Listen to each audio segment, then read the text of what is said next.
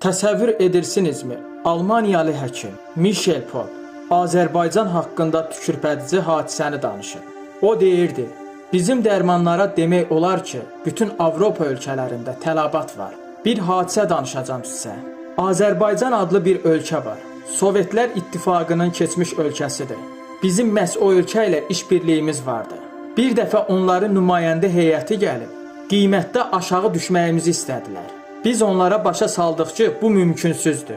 Çünki sizə satdığımız dərmanların tərkibindəki maddələrin toplam dəyəri dərmanın ümumi dəyəri ilə üst-üstə düşür.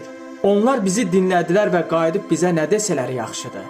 Dedilər ki, eybi yox, filan maddələri dərmanın tərkibindən çıxarın, amma qiymətdə aşağı düşür. Əlbəttə ki, şoka düşmüşdük. Demək bu insanlar pula görə öz xalqına keyfiyyətsiz dərmanları satmağa razı idilər. Dərhal bu ölkə ilə əməkdaşlığımızı pozduq. Əziz dəyərli izləyicilər, indi başa düşürsünüzmü ki, biz harada doğulmuşuq, harada yaşayırıq? Belə hərəkətin müqabilində necə o pulları yemək olar? Əlbəttə ki, misli yoxdur.